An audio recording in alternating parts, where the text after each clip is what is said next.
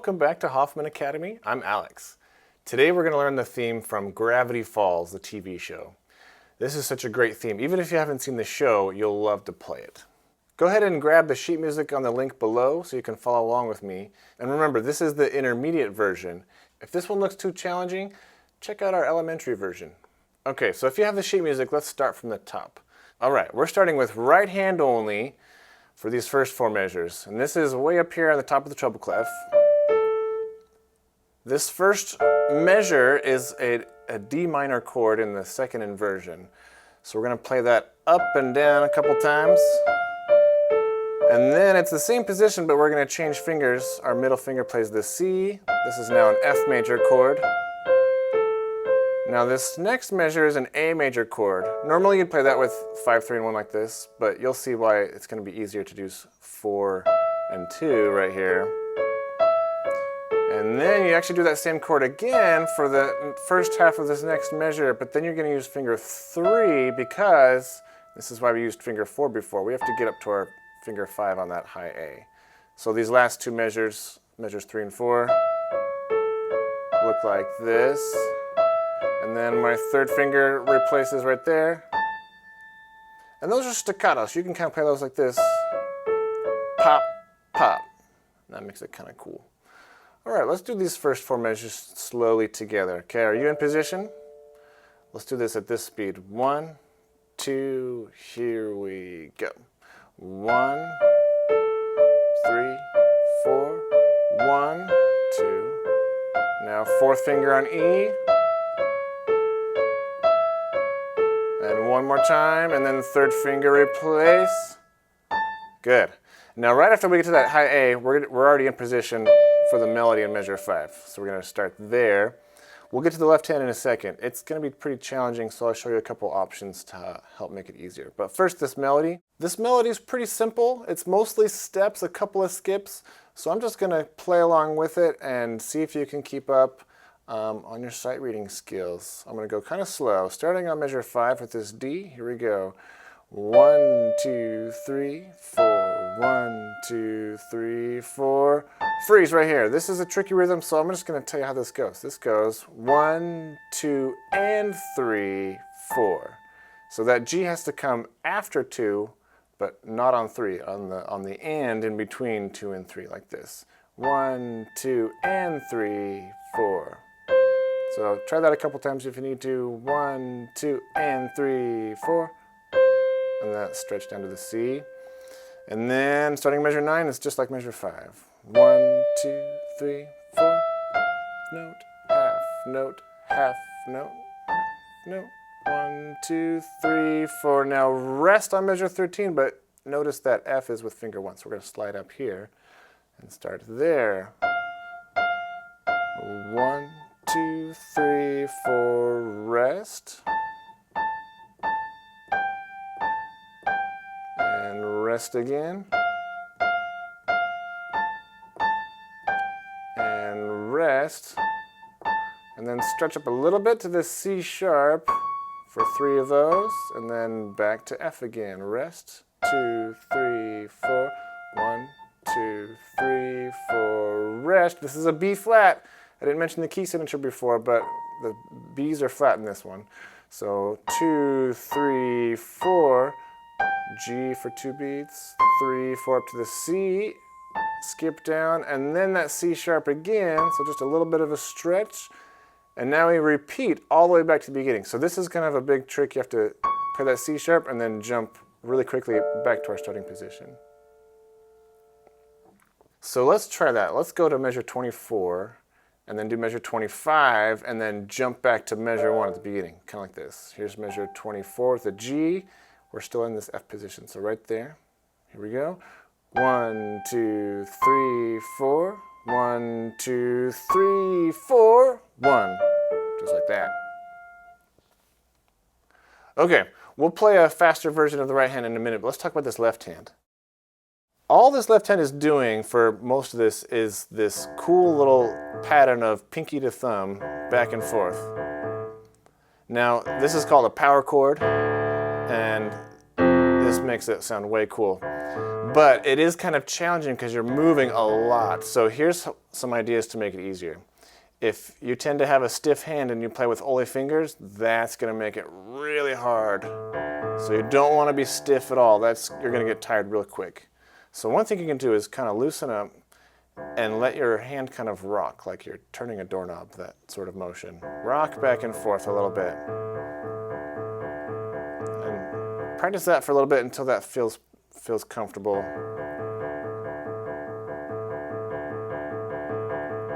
And that should feel really, really nice. Now the other really challenging part about this left hand part is that it does that, but then it changes positions really quickly. So it's in this D position down here, and then it has to quickly go to F, which isn't too bad, but then watch this. When it goes to measure 9, here we go. It has to jump way down to that B flat down here. So if you find that a challenge and it's kind of going and you're missing, so what you could do, a little secret, is just leave off that last C. You could go 1, 2, 3, 4, and then use that last eighth note of a beat for measure 8 to just shift your hand down here. I'll show you how that works. I'll play both hands for measure 7, and watch my left hand. I'm going to leave out that last C. See how this works. 1, 2, 3, 4. See? Sounds pretty good just like that. Okay, then I'll show you these chords. So this starts on measure 5.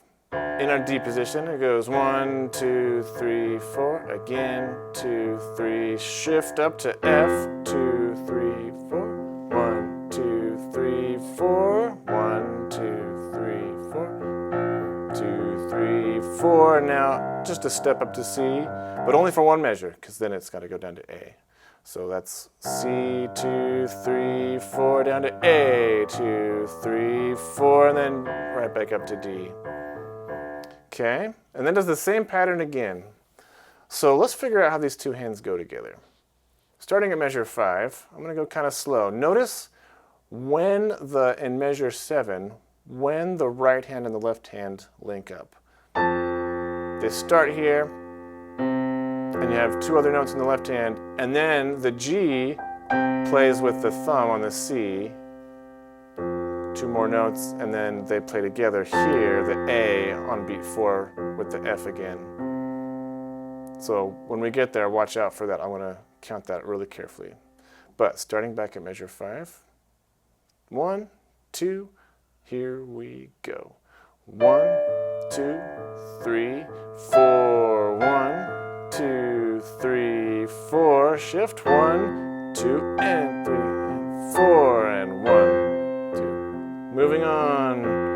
1, 2, 3, 4, 1, 2, 3, 4. Move up to C. 2, 3, 4, 1, 2, 3, 4. Now here this is a tricky spot because I have to also move my right hand to my thumb on F. So there's a big shift here from the A position to the D position, and I have to move my hand there. So let's play measure 12 again one more time. Here it is. Here's the A position and the G. 1, 2, 3, 4. 1, 2, 3, 4.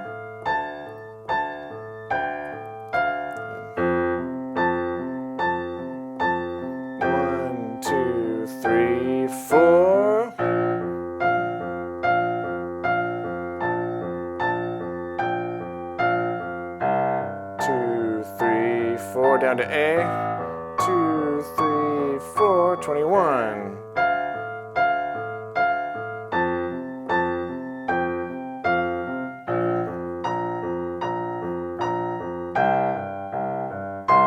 Here we go, 1, 2, 3, 4. Now, let's talk about this. Measure 26.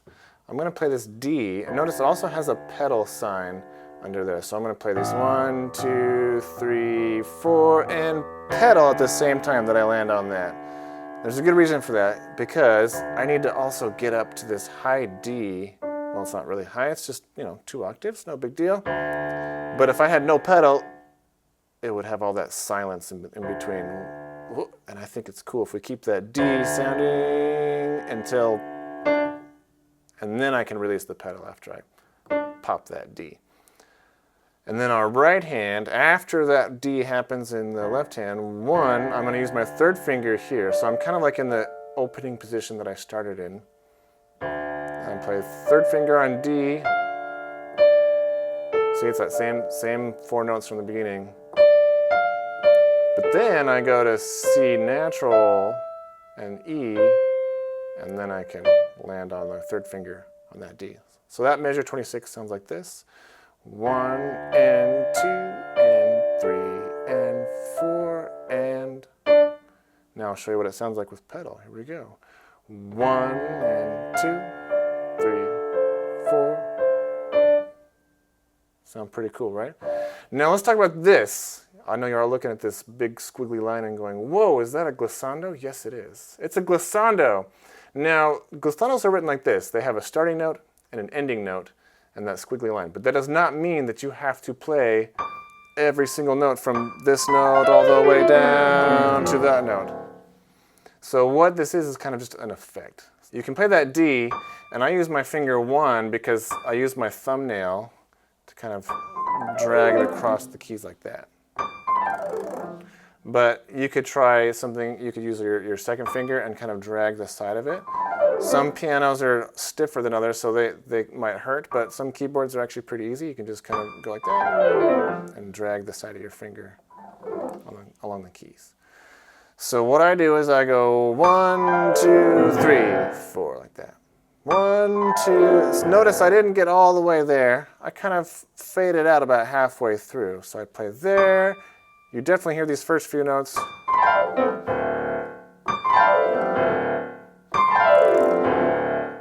And that's kind of all it needs right there. So let me put that all together. Measure 26, where the pedal starts, and then I'll put it all together. 1, 2, 3, 4, 1, 2, 3, 4, 1. A little bit faster, it sounds like this. In position, play along with me. 1, 2, 3, 4, 1, 2, 3, 4, 1, 2, 3, 4. Pretty cool, right? Before we do our final run through, let me show you one option for the left hand to make it a little easier, because I guarantee this is going to be the hardest part, is this left hand. So instead of playing all these eighth notes, being really busy, if you leave out the other of every other note and just play the beat, it makes it a whole lot easier. In fact, you can kind of put your hand more of in a central position. You don't have to play with your pinky. You can play that D with your third finger like this and just go 1, 2, 3, 4, 1, 2, 3, 4, and then you can use your thumb. Then there's not a lot of like shifting the arm around. And then from there you can play your pinky on the B flat like that, and you can play your third or fourth finger here. So then that makes it a whole lot easier. Then you're not moving around so much and possibly getting tired. And you don't want to be tense. So even if you're doing quarter notes, you want to make sure you're nice and loose and relaxed. I'll just show you real quickly what that would sound like. So that starting measure 5 might look like this. Kind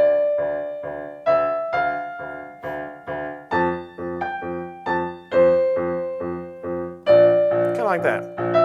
So if you like that better, you can give that a try also. Okay, last thing. I'm going to play the whole thing, both hands, at full speed. But this is assuming that you have played both hands starting slow and worked them up so that they're very comfortable. You don't want to just start playing both hands full speed. We're going to have wrong notes everywhere. So please go back, practice everything slowly, carefully, and then when you feel really comfortable, you can play along with me. And even if you don't want to play both hands with me, you can try just right hand or left hand by themselves. But here it is, the full thing, full tempo, both hands. Ready? Including the repeat. And 1, 2, 3, 4.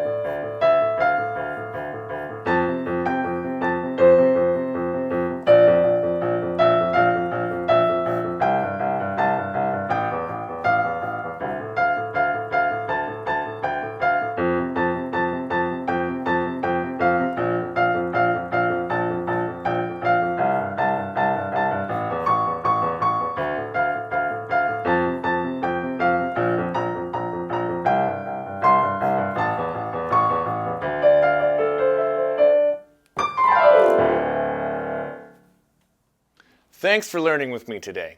Don't forget to like and subscribe, and go check out our website, hoffmanacademy.com, for all kinds of videos and tutorials. And as always, happy practicing.